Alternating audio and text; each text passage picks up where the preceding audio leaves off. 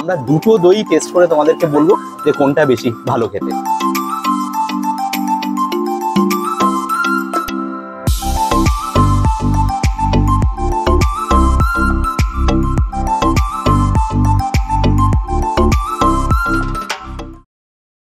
কলকাতা থেকে যারা নবদ্বীপ অথবা মায়াপুরে বেড়াতে আসতে চাইছেন তাদের জন্য সড়ক পথে সবথেকে সহজ উপায় হচ্ছে NH-12 ধরে সরাসরি কৃষ্ণনগর পৌঁছে সেখান থেকে গৌরাঙ্গ সেতু পেরিয়ে পৌঁছে যাওয়া নবদ্বীপে, অথবা মায়াপুর যাওয়ার জন্য আরও 7 কিলোমিটার সামনে গিয়ে রোড সাইন দেখে বাঁদিকের রাস্তায় 10 কিলোমিটার গেলেই পৌঁছে যাওয়া যাবে মায়াপুর। এছাড়াও ট্রেনেও আসা যায় কিন্তু নবদ্বীপে। আমি সময়সূচি দিয়ে দিলাম, ভিডিওটা পজ করে দেখে নিতে পারেন।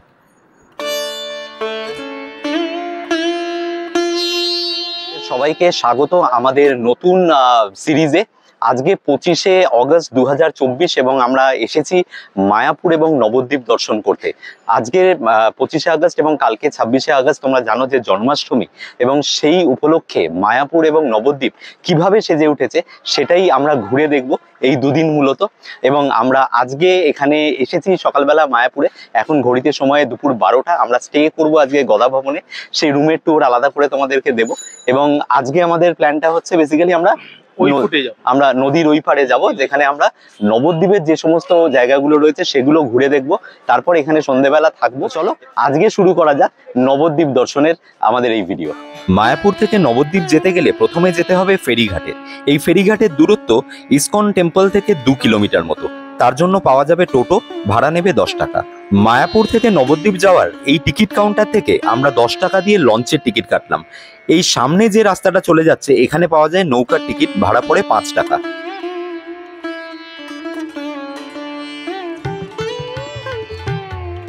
মায়াপুর থেকে নবদ্বীপের এই জলযাত্রা প্রাকৃতিক দিক থেকে যতটা সুন্দর, ভৌগোলিক দিক থেকেও ততটাই গুরুত্বপূর্ণ।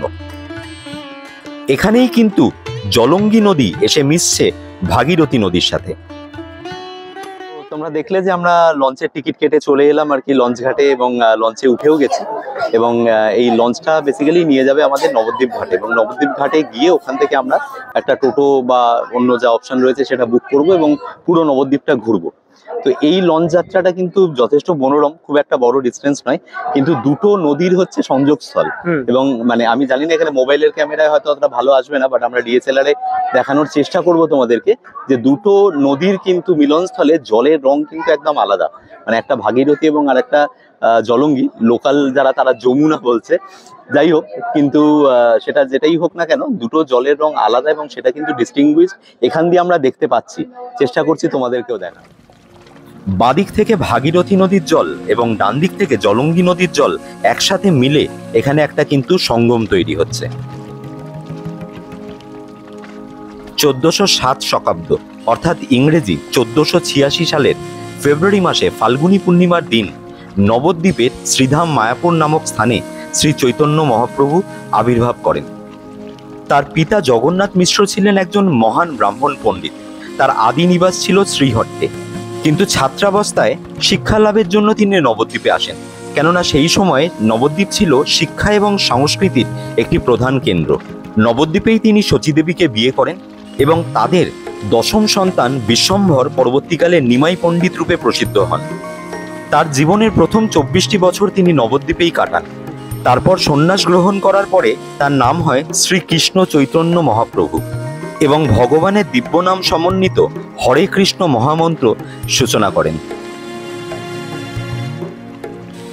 ঘাটের থেকে আমরা একটা টোটো বুক করে প্রথমেই চলে আসি রাধারানী মন্দিরে। সারাদিনের জন্য এই টোটো আমাদের থেকে নিয়েছিল 300 টাকা। এসে পৌঁছলাম রাধারানীর মন্দিরে।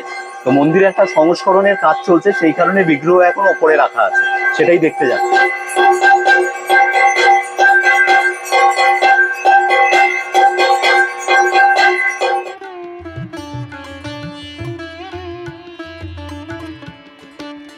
এই মন্দিরের নিচেই রয়েছে গুপ্ত বৃন্দাবন, যার প্রবেশ মূল্য জনপ্রতি 10 টাকা। দুটো টিকিট দিন। হ্যাঁ, এটি মূলত একটি প্রদর্শনশালা। রয়েছে কুরুক্ষেত্রের যুদ্ধের পর ভীষ্মের সরসজ্জার দৃশ্য। বৃন্দাবনে শ্রীকৃষ্ণের গোপিনীদের সাথে লীলা খেলার দৃশ্যও রয়েছে এখানে।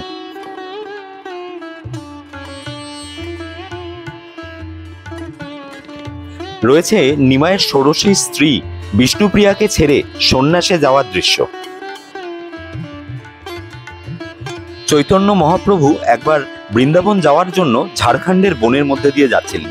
তখন বনের সমস্ত হিংস্র পশুরা তার সঙ্গে হরে কৃষ্ণ কীর্তন করতে করতে দুহাত তুলে নাচছিল। আছে সেই দৃশ্য। পুরীর জগন্নাথ দেবের মন্দিরে প্রবেশ করে চৈতন্যের প্রেমাবশে মূর্ছিত হওয়ার দৃশ্যও রয়েছে এখানে। এটা হলো অটল বিহারী বাবাজি মহারাজের সমাধি মন্দির, যিনি রাধারানী মন্দিরের প্রতিষ্ঠাতা। কিন্তু বর্তমানে মূল মন্দিরে চলছে সংস্করণের কাজ। এরপর আমরা গেছিলাম নিমাইয়ের জন্মভিটে দেখতে। তবে মন্দিরটি দুপুরবেলা 12:30 থেকে 4টে অবধি বন্ধ থাকে, তাই আমাদের মন্দির দর্শন সম্ভব হয়নি। তবে যে নিম গাছের তলায় সচিমাতার কোলে নিমাই জন্মগ্রহণ করেন, সেই নিম গাছটি আজও রয়েছে এবং এই নিম গাছের জন্যই তার নাম হয় নিমাই। বলা হয় বৈষ্ণব চূড়ামণি গৌরগত প্রাণশীল ব্রজমোহন দাস বাবাজি মহারাজ 1323 সাল থেকে 1338 সাল পর্যন্ত এখানে খনন কার্যের মাধ্যমে 20 হাত মাটির নিচ থেকে এই মন্দিরটিকে খুঁজে পান। এরপর আমরা গেছিলাম নরহরি ধাম বা 60 ফুট গৌরাঙ্গ দেখার জন্য। এখানে এন্ট্রি টিকিট পার হেড 10 টাকা।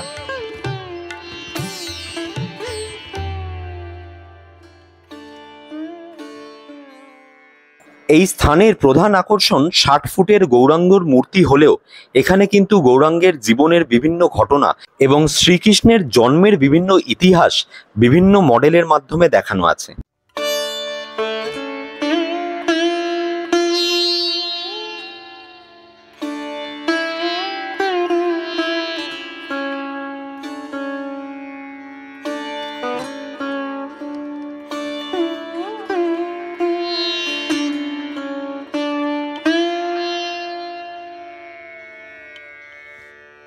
নরহরি শ্রীকৃষ্ণ চৈতন্য সেবা মিশন এর অন্তর্গত এই যে পার্কটাতে যেটা আমরা এসছি, মূলত এখানে কিন্তু যেটা রয়েছে সেটা হচ্ছে এই নবদ্বীপের খুব ফেমাস 60 ফুটের চৈতন্যর মূর্তি, এবং সেটাই হচ্ছে এখানকার মূল অ্যাট্রাকশন। তো আমরা এই পার্কটায় ঘুরে বেড়াচ্ছি এবং তোমাদেরকে দেখাবো যে এখানে আর কি কি আছে।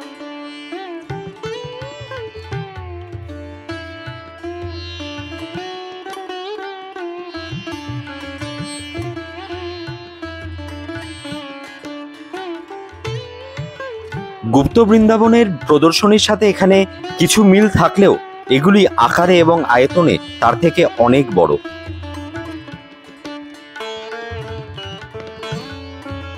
এখানে একটি মিউজিয়ামও রয়েছে, যার জন্য আলাদা করে কোনো টিকিট কাটতে হয় না, এবং মিউজিয়ামে প্রবেশ করা মাত্রই তোমরা একটি বিষ্ণুর মূর্তি দেখতে পাবে এবং তার পাশেই রয়েছে একটি জগন্নাথ দেবের মূর্তি। তবে এই মিউজিয়ামের সবথেকে বড় আকর্ষণ কিন্তু এই লাড্ডু গোপালের সিংহাসন।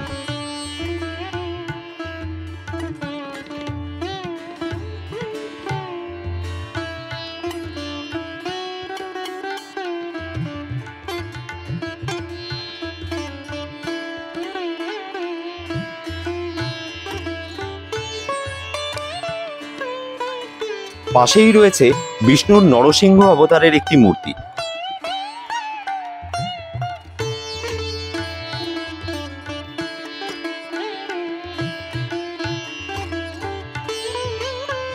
মিউজিয়াম থেকে বেরিয়েই চোখে পড়বে শ্রীকৃষ্ণের বাল্যকাল এবং তার রাসলীলার সমস্ত ঘটনা।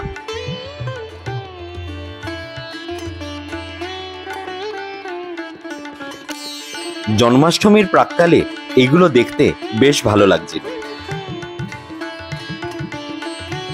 বাইরে বেরিয়েই দেখে নেওয়া যেতে পারে নরহরি ধাম মন্দির, তবে এটিও দুপুর 12টা থেকে 4টে পর্যন্ত বন্ধ থাকে। চলে এলাম ধামেশ্বর শ্রী মন্দিরে। বলা হয় এটিই কিন্তু চৈতন্য মহাপ্রভুর নবদ্বীপের প্রধান মন্দির। এখানে প্রবেশ মূল্য জনপ্রতি 5 টাকা। গৌরাঙ্গের প্রথম যৌবনে বিয়ে হয় শ্রীমতী লক্ষ্মীপ্রিয়া দেবীর সঙ্গে, কিন্তু তিনি খুব অল্প বয়সেই মারা যান। তখন তার মায়ের অনুরোধে তিনি দ্বিতীয়বার বিবাহ করতে সম্মত হন এবং তার দ্বিতীয় পত্নী হচ্ছেন শ্রীমতী বিষ্ণুপ্রিয়া দেবী। যখন মাত্র 24 বছর বয়সে গৌরাঙ্গ শ্রী চৈতন্য মহাপ্রভু নামে সন্ন্যাস গ্রহণ করেন, তখন কিন্তু বিষ্ণুপ্রিয়া দেবীর বয়স ছিল মাত্র 16 বছর। কথিত আছে বিষ্ণুপ্রিয়া দেবী যখন এই বিরহে ব্যথিত, তখন শ্রী চৈতন্য তাকে দর্শন দেন এবং তার পদযুগল স্মৃতিস্বরূপ রেখে যান। সেই পদযুগলই কিন্তু সংরক্ষিত হচ্ছে এই মন্দিরে। এখানে একটি নাট মন্দির রয়েছে, যেখানে আরতির সময় প্রচুর জনসমাগম হয়। সো আমরা ঘুরে বেড়াচ্ছি নবদ্বীপের বিভিন্ন অলিগলিতে, এবং এই যে ধামেশ্বর মন্দির, এটা এতটাই স্ট্র্যাটেজিক্যালি লোকেটেড যে এখানে এলে তোমরা কিন্তু একসাথে 4-5টা মন্দির কিন্তু পরপর ব্যাক টু ব্যাক দেখে নিতে পারবে।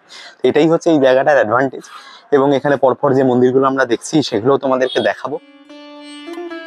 প্রথমেই গেছিলাম নিত্যানন্দ মিলন মন্দিরে, তবে এই মন্দিরে ফটোগ্রাফি সম্পূর্ণভাবে নিষিদ্ধ।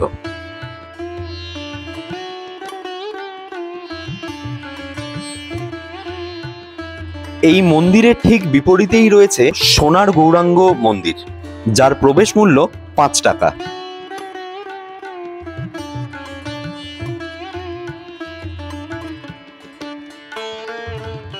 বলা হয় মাঝের এই গৌরাঙ্গের মূর্তিটি সম্পূর্ণরূপে সোনা দিয়ে তৈরি। এরপরে আমরা প্রবেশ করেছিলাম প্রায় 800 বছর পুরনো শ্রী সীতানাথ অদ্বৈত প্রভুর শ্রীমন্দিরে। এখানে প্রভুর বিগ্রহ নিত্য পূজিত হয়।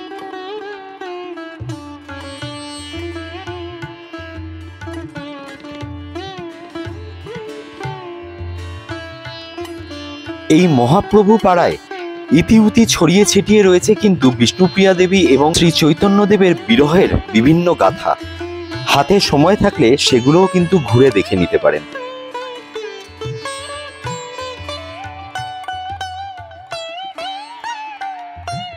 প্রবেশ করছি শ্রী শ্রী গৌর বিষ্ণুপ্রিয়া মিলন মন্দিরে। তবে মন্দিরটি বন্ধ থাকায় খুব বেশি কিছু দেখার অবকাশ ছিল না। তবে ধামেশ্বর মন্দির থেকে পায়ে হাঁটা দূরত্বে হওয়ায় এগুলো একবার করে ঢু মেরে দেখাই যেতে পারে।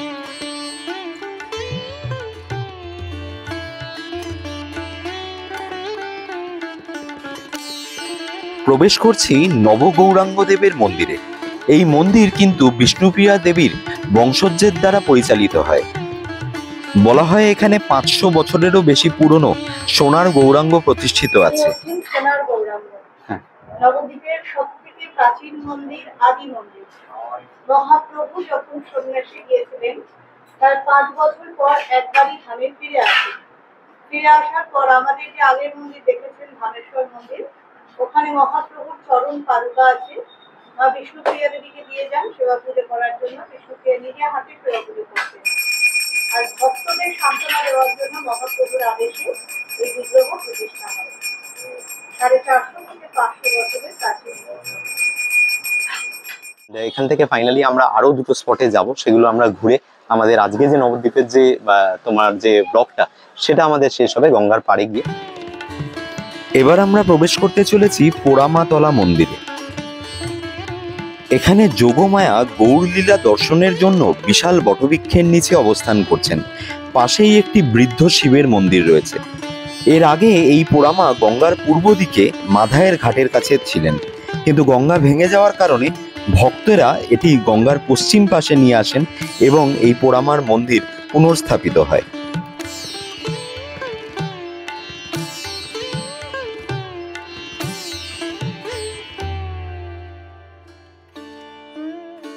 মা ভবতারিণী মন্দিরের পাশেই যে বটগাছটি রয়েছে, সেখানে ভক্তেরা আসেন নিজের মনস্কামনা পূর্ণ করার জন্য এবং গিট বেঁধে যান। আমার দেখা শিবলিঙ্গগুলির মধ্যে এটি কিন্তু সব থেকে বড় একটি শিবলিঙ্গ। তো আমরা জাস্ট নাও বেরালাম পোড়ামাতলার মন্দির দেখে। তো মন্দির একসাথে দেখা যাবে। হ্যাঁ, একটা ভবতারিণী মন্দির ছিল, একটা পোড়ামাতলা আর একটা শিব মন্দির। 3টে মন্দির আমরা একসাথে দেখে আর কি বেরোলাম। তো এটা পোড়ামাতলা নামটা হয়েছে, সেটার কারণটা জানো? না, মানে আমি দেখছিলাম আর কি বিভিন্ন জায়গা থেকে, বিভিন্ন সূত্র থেকে যেটা জানলাম, যে মানে এখানে মন্দিরটা একটা সময় হয়েছিল যে মন্দিরটা সম্পূর্ণ রূপে পুড়ে গেছিল আর কি। তো তারপরে এটার নাম হয়েছে পোড়ামা। এটা অ্যাকচুয়ালি জনশ্রুতি, যেটা লোকে সাধারণত বলে থাকে। আমরা ভিড় রাস্তার মাঝখান দিয়ে হাঁটছি ব্লগ করতে করতে। যাই হোক, কিন্তু যেটা মূল বিষয় সেটা হচ্ছে যে এই নবদ্বীপকে একসময় বলা হতো মানে এই প্রাচ্যের, মানে এটাকে বলা হতো যে প্রাচ্যের অক্সফোর্ড। এখানে শিক্ষা দীক্ষা এমন একটা পর্যায়ে পৌঁছেছিল যেখানে বাইরে থেকে বহু পড়ুয়া এখানে পড়াশোনা করতে আসতো এইখানে। হ্যাঁ, এবং সেই বাইরে থেকে মানে ধরো বিভিন্ন জায়গা থেকে আসতো, দেশ বিদেশ থেকে আসতো, এবং সেই পড়ুয়ারা এখানে আসতেন বলে সেই পড়ুয়ারা এই মন্দিরে পুজো করতেন, যে কারণে পড়ুয়া মা তলা সেটাই মুখে মুখে অপভ্রংশ হয়ে পোড়া মা তলা, পোড়া মাতলা। এবং তার সাথে এই আগুন লাগার ঘটনাটা একসাথে মিলে গিয়ে এটা এখন পোড়া মা তলা নামেই পরিচিত। তো ইন্টারেস্টিং ফ্যাক্ট আর কি। নবদ্বীপের ভিডিওতে লাল দইয়ের উল্লেখ থাকবে না তা কি কখনো হয়? তাই আমরা রাধানগরের পাঁচুর মিষ্টির দোকানে এলাম লাল দই চেখে দেখার জন্য। বহু পুরনো এবং প্রসিদ্ধ এই দোকানে জন্মাষ্টমী উপলক্ষে তালের বড়াও বিক্রি করা হচ্ছিল। আমরা যাচ্ছি নেক্সট যেটা পোড়ামাতলা থেকে, সেটা হচ্ছে সমাজবাড়ি। কিন্তু যাওয়ার পরে এই রাধাবাজার মোড় থেকে জাস্ট বাঁদিকে নিয়েই আমরা এসেছিলাম পাঁচুর মিষ্টির দোকানে, লক্ষ্মীনারায়ণ মিষ্টান্ন ভান্ডার যেটা। তো এটার বিখ্যাত হচ্ছে এই লাল দই, মানে এটা মানে ট্র্যাডিশনালি এই দোকানটা খুব ফেমাস ছিল, কিন্তু বর্তমানে আরো একটা দোকান হয়েছে যেটা ঘাটে রয়েছে, তো সেই দোকানেও কিন্তু দই পাওয়া যায়। আমরা এটাতে বিশেষ করে এলাম তার একটাই কারণ যে আমরা দুটো দই টেস্ট করে তোমাদেরকে বলবো যে কোনটা বেশি ভালো খেতে। তো এটা খেয়ে নিচ্ছি, এটার ফিডব্যাকটা এখন দেবো না, ফাইনাল ফিডব্যাকটা লাস্টে দেবো।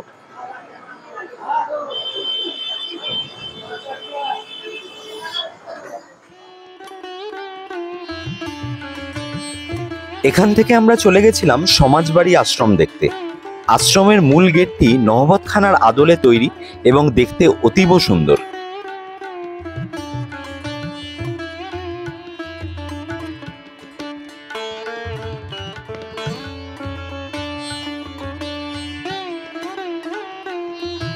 আশ্রমে প্রবেশ করেই প্রথমেই দেখতে পাওয়া যায় একটি শিব মন্দির, এবং তার অপর দিকেই রয়েছে একটি সিদ্ধ অত্যন্ত প্রাচীন মাধবীলতা গাছ। নাট মন্দিরে রয়েছে একটি প্রকাণ্ড আকারের মঙ্গল ঘট। এই নাট মন্দিরে কিন্তু একসাথে বহু ভক্তের সমাগম হয়।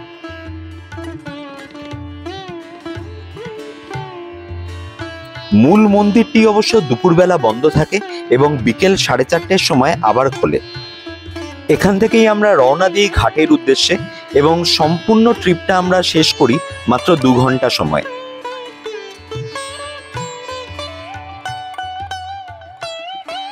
এরপর কথা মতো আমরা যাই মিষ্টান্ন ভবনে তার লাল দই বা ক্ষীর দই টেস্ট করতে।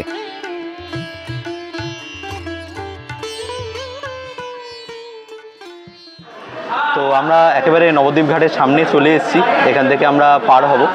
তো এই যেটা বলেছিলাম আর কি, যে এখানে যেটা বিখ্যাত দোকানটা রয়েছে যেটা দেখালাম তোমাদেরকে, তো সেই দইটা এবার টেস্ট করছি।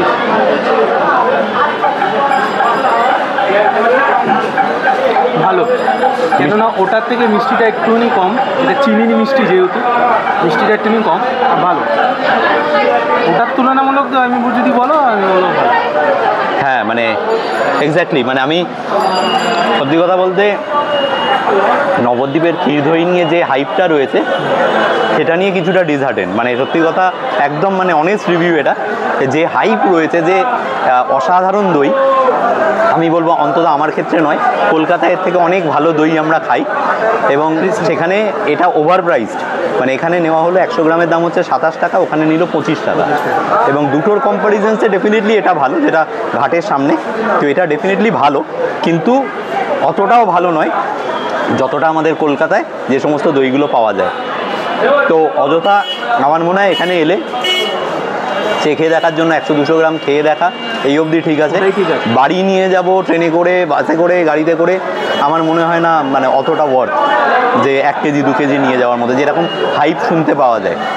ডিপেন্ড করে লোকের উপর ডিপেন্ড। হ্যাঁ, ম্যান টু ম্যান ডেফিনেটলি, এটা আপনাদের ওপিনিয়ন, যারা নিজেরা টেস্ট করে দেখতে পারে, তো সেই দিক থেকে ঠিক আছে। বাট আমাদের জন্য এমন নয় যে এটা খুব হাইলি রেকমেন্ডেড, এত আমি নিয়ে যাবো না, মানে আমরা নিয়ে যাবো না, মানে এর থেকে ভালো দই আমরা খাই। এখান থেকে কৃষ্ণনগর যাওয়ার ফেরি সার্ভিসও চলে। আমরা গেলাম মায়াপুরের টিকিট কাটার জন্য। ঘড়িতে সময় ঠিক 3:30, আর নবদ্বীপ লঞ্চঘাট থেকে আমরা মায়াপুরের জন্য কিন্তু লঞ্চে উঠে পড়লাম, এবং এই লঞ্চঘাটের ক্ষেত্রে দুটো সতর্কীকরণ দিয়ে রাখছি, একটা রাজা নিজে বলবে কি করতে হবে। সেটা হচ্ছে বাদরের হাত থেকে কিন্তু বাদরের হাত থেকে বাঁচতে হবে। আর দ্বিতীয় হচ্ছে পকেট মার, এই দুটো কিন্তু মানে এটা লেখাও আছে ইনফ্যাক্ট, তো এই দুটো একটু খেয়াল রাখবে। আর সামনে নিয়ে নিতে হবে। হ্যাঁ, আর ব্যাগ, খাবার দাবার এই সমস্ত সামগ্রী থাকলে এগুলো একটু সাবধানে রাখতে হবে। আর এখন আমরা ফিরে যাচ্ছি মায়াপুরে। তো আমাদের আজকের যে ব্লগটা ছিল বেসিক্যালি নবদ্বীপের বিভিন্ন এলাকা ঘুরে দেখা, তো সেটা থেকে একটা অভিজ্ঞতা আমাদের হয়েছে এবং মানুষ যেটা উচিত আর কি একজন ব্লগার হিসেবে, যে আমাদের অভিজ্ঞতা থেকে মানুষের যাতে শেখা উচিত, যে তাদের যেন সেই এটা না হয় যে নবদ্বীপ ভ্রমণের যে আইডিয়াল টাইম, সেই আইডিয়াল টাইমটা হচ্ছে আইদার সকাল 9টা অথবা বিকেল 4টের পরে। মানে 9টায় হলে বাই 10টা, 10:30, 11টা, 12টা, আমার মনে হয় 2 ঘন্টার বেশি সময় লাগবে না। 2 ঘন্টা 2.5 ঘন্টা ম্যাক্সিমাম 2 ঘন্টা থেকে 2.5 ঘন্টা, তো খাওয়া দাওয়া নিয়ে বলছি। তো সেই টাইমটা তার মানে 12টার মধ্যে আমি সকালবেলা কমপ্লিট করে ফেলবো, মানে বাই 9 to 10 আমাকে এখানে পৌঁছে যেতে হবে, অথবা বিকেলবেলা 4টের পরে এসো to explore to the max. Otherwise যেটা হবে কিছু খোলা থাকবে, কিছু বন্ধ থাকবে। এরকম 1টা থেকে 4টা পর্যন্ত সব বন্ধ থাকে মোটামুটি অলমোস্ট, মানে ধরো 7টা-8টা পয়েন্টের মধ্যে 3-4টে পয়েন্টই বন্ধ থাকে। মানে সেগুলোর গেটে এন্ট্রি করা যাবে, বাট সেগুলো যেটা মেন বিগ্রহ বা তার যে আদার জিনিসগুলো, মূর্তিগুলো, সেগুলো দেখতে পাওয়া যাবে না। তো এটা আমাদের একটা অভিজ্ঞতা হলো। তো যাই হোক, আমরা এবার মায়াপুরে যাচ্ছি এবং আমাদের এই ব্লগটা মূলত আমরা আজকে এখানেই শেষ করছি। এবং মায়াপুরের একটা আলাদা ব্লগ আলাদা করে আসবে এই চ্যানেলে, এবং সেটার জন্য কিন্তু এই চ্যানেলটাকে সাবস্ক্রাইব করে রাখতে হবে, কারণ মায়াপুরের যে জন্মাষ্টমীর যে উৎসব, সেই উৎসব কিন্তু তোমাদেরকে দেখাবো। অষ্টাদশ শতাব্দীর মাঝামাঝি সময়ে নরহরি চক্রবর্তী নবদ্বীপকে প্রথমবার 9টি দ্বীপের সমষ্টি রূপে প্রচার করেন। নরহরি চক্রবর্তীর পূর্বে বিশাল বৈষ্ণব সাহিত্যের কোথাও কিন্তু নবদ্বীপকে 9টি দ্বীপের সমষ্টি বলা হয়নি। তিনিই প্রথম কিন্তু এই স্থানটিকে দ্বীপ হিসেবে চিহ্নিত করেন এবং এর প্রচার করেন। নবদ্বীপ এবং মায়াপুর ভ্রমণ সংক্রান্ত আরও তথ্য পাওয়ার জন্য আমাদের সোশ্যাল মিডিয়া হ্যান্ডেলস ইনস্টাগ্রামে গ্লোবট্রটার ইন্ডিয়া 2024 এবং ফেসবুকে গ্লোবট্রটার ইন্ডিয়াকে ফলো করতে পারো। আমি রাজীব সাহা। আমি রাজা সাহা। তোমরা দেখছো গ্লোবট্রটার ইউটিউব চ্যানেল। আমরা নবদ্বীপ ও মায়াপুরে বিভিন্ন জায়গায় ঘুরে বেড়াচ্ছি এবং সেখানকার ভিডিও বানিয়ে কিন্তু আপলোড করছি এই চ্যানেলে। যদি তোমাদের এই ভিডিওগুলো ভালো লেগে থাকে তাহলে এই পার্টিকুলার চ্যানেলটাকে সাবস্ক্রাইব করে নিও।